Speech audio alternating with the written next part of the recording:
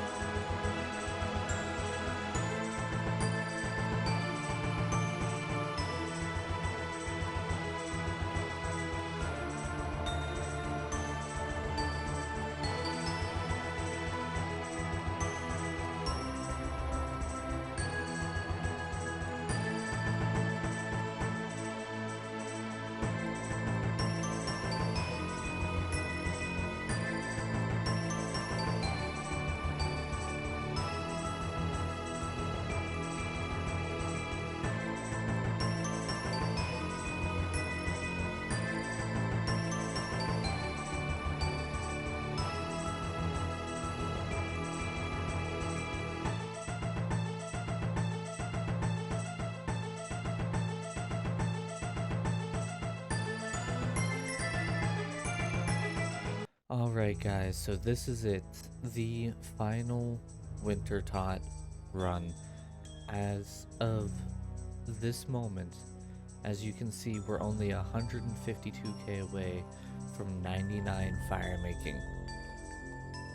It's been absolutely insane so far, and I just realized that some people might not know how I do solo Winter Tot, so I figured I would go over that as we finish up this last run here. So whenever I first come up the Winter Tot first, I peek at the door, see if there's anybody inside. If there is someone, then I'll hop. If there isn't, then I'll jump in. I'll immediately come over to this highlighted yellow crate, grab 3 of the concoctions, and then I actually run in like all 4 braziers. So I start on the left side here. I'll go here, southeast, southwest, northwest, across the stepping stones in the back, northeast, and then in between the northeast and the southeast, I will actually pick up 3 sprouting roots right at the edge here. And then I will swing back around and grab, light the last brazier. Once I've lit all 4 braziers, I actually go and stand on this tile right here.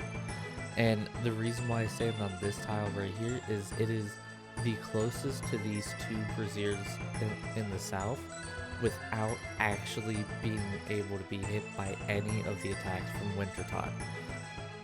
So I'll let the Winter Tot energy, god damn it, I keep accidentally feeding when I don't mean to.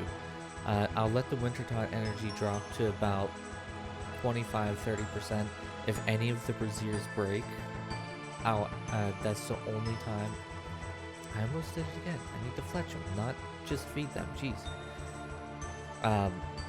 But I will go and repair the braziers, and if they're in the back, I'll repair and light them. But if they go out in the back, I usually won't go and light them. And I'll keep the south 2 braziers and pyromancers healed up to about 25% hit points, energy, whatever you want to call it. And then I'll come over to this spot, this marked tile right here next to the roots. You can only be attacked by the regular Winter Tot attack. You can't be hit with the 3x3, and obviously you can't be hit with the shrapnel from the whatever this is, the brazier breaking. right? And so I stand there, I woodcut everything that I need, and then I'll fletch it, and then I'll come over to here, and I'll just light the brazier and sit here and feed it. I try to keep the energy in between 15 to 20%. Sometimes I'll drop it lower if I know I'm gonna be like AFK and might not be able to get it as soon as it hits 20, because I found that that's when I get hit the least. If I drop it down lower than 15%, I can sometimes get 2 or 3 hits back to back, and if I let it go over 20%, it will sometimes do multiple attacks, and it's terrible.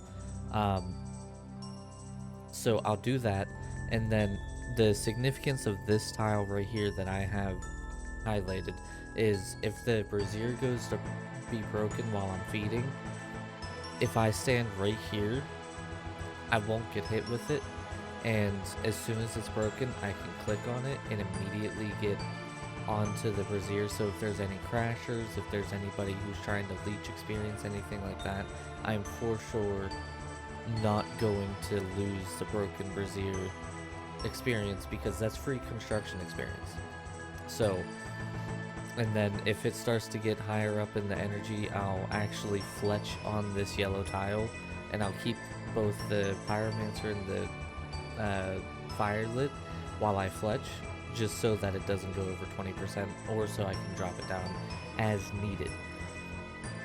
And then that's pretty much it. I will sit here and do this for about an hour, which is about what it takes to get the full points from Wintertot. If it ever breaks and I'm not planning on relighting it, I'll still fix it just in case someone comes in and decides to try to steal the experience. But that's about it. And with this method and the stats that I had, which was 13 HP and 8 attack, defense, and strength, I only really get hit for ones anytime I'm anywhere besides the brazier breaking, and that's a 2. Even if I get hit by the 3x3 attack, I still only get hit for 1. It's pretty nice. I'll usually only use 1, maybe 2 full cakes the entire run. I like to keep more just in case it's a really, really bad run, but I usually only need 2 or 3 cakes. So yeah, that's pretty much what you guys have missed up until this point. I know that, like, I've done a lot of levels, I've done a lot of progress, and I haven't done any clips of it, and that's just specifically because this is not interesting. It's not like me going to chambers, or me doing Theater of Blood, or even doing any kind of cool bosses. It's quite literally just me standing here feeding it, and it has been almost 3.5 days since I started Wintertot of playtime. That's not even just like IRL time. It's probably been about a week, maybe more. And so yeah, it's been a heckin' long time, but I want to show you guys the levels that we have gotten from it, and this is partly why I wanted to do Wintertot early, is because of these levels that I have gotten. Also, once I get down to below like 1 full potion, I'll just grab 2 more herbs, and then 2 concoctions, make them, and that's that. So, not only are we almost at 99 fire making, we'll probably have that within about the next half hour or so, but we also got 11 herb lore, which in itself is impressive, solely for the fact that you only get like 1 experience, or 0.1 experience for per herb picked for farming, and per concoction made for herb lore. So that means it may seem like I didn't really do much as far as farming, but I was getting 0.1 experience all the way up until I hit level 2, and now I'm getting 0.2 experience. It's not like I'm getting 1 experience or anything like that. Like, I was getting 1 experience per concoction. I was getting 0.1 for farming. It's ridiculous. But 67 construction is going to be massive for me, that skips so much and so much money that I've saved just from doing winter tot here. And then I got 64 woodcutting, so even though I have yet to get the dragon axe, I can at least use the dragon axe, which means if and when I get it, I can just get rid of the steel axe. I don't have to keep it anymore. 68, almost 69 fletching. We'll probably hit 69 fletching by the time we hit 99 fire making, which again is pretty big. It's still a large amount of time saved. I'm actually going to be able to make my own range gear really simply just from this alone. So, and then I got some experience in agility, but it's nothing too crazy, nothing to write home about, no levels or anything like that. So I'm gonna finish getting this 99 fire making, and then we have a very fun special thing here for afterwards. Alright, as we come to the last vlog there, our last fletching level 69, we can now do runite and yew crossbows. So that's going to be really good. I'll be able to actually make my own rune crossbow if I can find the limbs. And here it comes, at long last. 99 fire making. This account only has a little over 4.5 days of playtime, and we got a fire cape, a 99. That is huge. So now all that's left is to finish up this run, which we're getting pretty close to, and then some fun. So I guess as I start finishing up this last run here, I could explain how I generally will end winter tot. So usually by now I'm running both sides, but I've been trying a different way. But what I usually do is I'll usually get up to about 12,750 points, and then I'll just continuously run back and forth healing the pyromancers and relighting the braziers and repairing them and everything. And if both of them end up staying lit, I'll chop roots. We'll say I won't do anything too special, and if I get some roots, I'll I'll sit there and I'll fletch them, see if I will need to feed them in or anything like that, right? But you only need to get 13,500 points, and usually winter tot gets very spicy around the 10% mark, where you'll be constantly running back and forth lighting the braziers. And if for some reason it kind of chills out, like I said, go chop a piece while you're running, fletch. I'm running low on the potions, so I might go and like grab more of the potion, but I mean, I don't even think I'm gonna need more kindling. If you're this close, you can probably just not have the kindling because it is pretty heavy. And then this is literally just the process that I do. It's trivial, it's kind of dumb, and it will sometimes be very problematic and annoying, but in a general sense, it's usually the best way if you really need to end it super quick. Like there's been a couple of times where I've had like, so all the way through this 99 grind, I feel like I should say this because it's interesting to me. All the way through to the 99 here, I only ever had one, well, I had 3 crashers and 5 leeches, I want to say, throughout the entire grind, and I've been working on this non-stop almost, so it's been pretty good. I would literally spend like 10 hours a day specifically just running winter tot, and then on the main account I'd sit there and woodcut. I did like 90 to almost 95 woodcutting by the time I did, I want to say like 70 to 99 fire making. It's kind of crazy. But yeah, so whenever there's like crashers or there's a leech and you don't want the leech to get the points or the experience, what you can also do is you can just run around and light all 4 and just keep doing a circle around, and eventually it'll hit the pyromancers more than the braziers, and you'll just have this constantly going down. It takes up a lot of stamina, but I mean, if you feel like you need it, then you know it's better to just do it. And then usually once it gets down to about like 2%, as long as 2 braziers are lit and the things are flowing in, usually it gets pretty close to actually finishing up the run. See if we can get this construction experience. We did. And then just like that, boom. We are done. Now for the fun part. And when I say fun part, I mean really fun. So I showed a sneak peek of this on stream while I was doing my main the other day.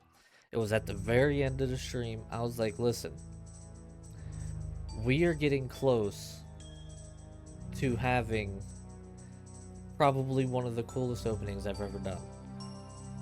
We have all of these crates. What is it? 8, 32, 33, 34, 35. So 35 crates, and I think only 2 of them are non-max points crates because of either crashers or because I had to get going and I couldn't finish up the run. So here we go. God, I really hope I get the Phoenix and the Dragon Axe in this.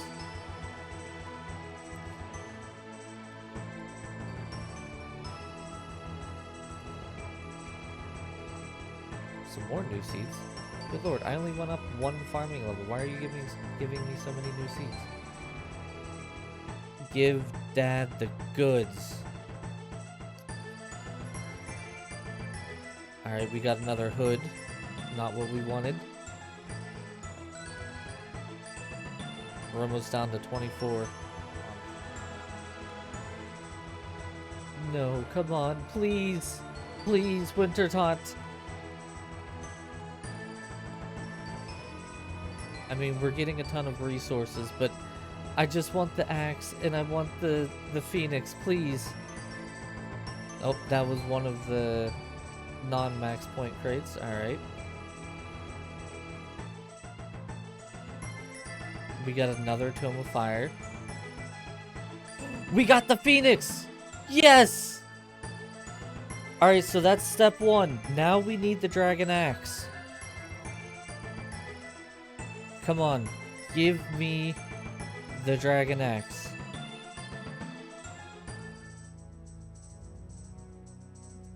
There's the legs again. Come on, baby. Give Daddy the Dragon Axe. I want to be done with Winter Tot.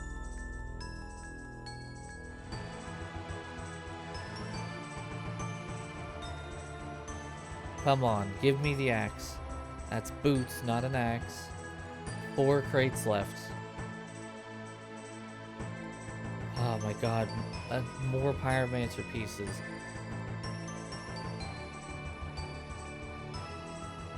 And then I think we can just take out both of these because one's a non-max crate.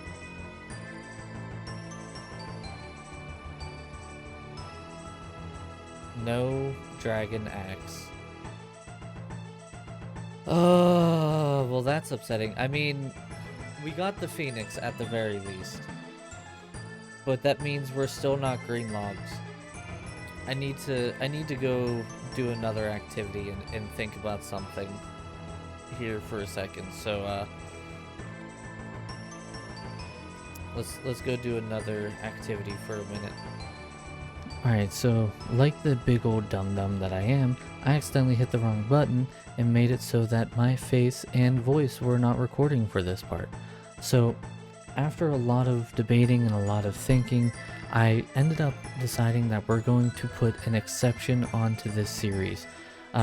Primarily because if I didn't, the drop rate with how I am doing Winter Tot currently, I would not receive the Dragon Axe within the next year. I wouldn't be at the drop rate until next year. So With that being said, what this exception is if there's a log item that is shared between two collection logs, if I manage to go to the other place that the item is and I get that item from the other collection log area, in this case the Dagonoth Kings, then that will consider the Winter Taunt log complete. Now obviously there's a chance that I could end up getting something that is not the Dragon Axe before I get the Dragon Axe. If this happens, I have to pay a fine. If the drop rate is a 1 in 100 to a 1 in 300 chance, I have to pay a 200k fine. 1 in 301 to 1 in 500 is a 500k fine. 1 in 501 to 1 750 is a 750k fine. 1 in 751 to 1 in 1000 is a 1 mil fine. And then a 1 in 1001 to a 1 in 3000 chance is a 10 mil fine. If I die and lose my hardcore Iron Man status during this series, I have to put 100 mil into that coffer. And at the end of this series, all the money that is built up over the course of this series is going to be given away to you guys, the people who are enjoying this series. So, with that being said, if I do manage to go to the Dagonoth Kings and I manage to get the Dragon Axe before I get any other collection log item, that means Winter Taunt is considered complete. If I get the Dragon Axe from the Dagonoth Kings and I manage to do it without getting any of the rings, because I'm going to be killing the Dagonoth Rex for this, if I don't get the Warrior Ring or the Berserk Ring from the Dagonoth Kings and I get the Dragon Axe, Winter Taunt will be completed and I will be able to go to any sort of activity I want to. I am not stuck to the Dagonoth Kings because I am going for the Dragon Axe, which is a part of the Winter Taunt log. Now, if I do get a ring, and say I get the Berserk Ring, I have to pay the 200k fine because it's a 1 in 128 chance, and I will be locked to the Dagonoth Kings until I get the green log from the Dagonoth Kings, which means if I continue getting the Berserk and the Warrior Ring from the Dagonoth Rex, I will continuously have to keep putting in 200k into the coffer until I finally get the Dragon Axe and call Winter Taunt completely done. So I apologize for the exception, but it is for the sake of this series moving forward, so I am not stuck for the next year at Winter Taunt. God damn it, I just realized that I had hit a button, so I don't know what all recorded. So I've been going back and forth and back and forth and back and forth and back and forth on what I want to do. I tried a crate for a turn-in for the helmet, and I got anchovies, so I'm just going to do burnt pages.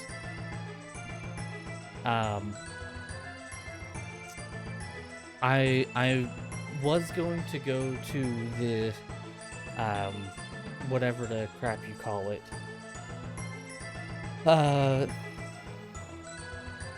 Fishing trawler.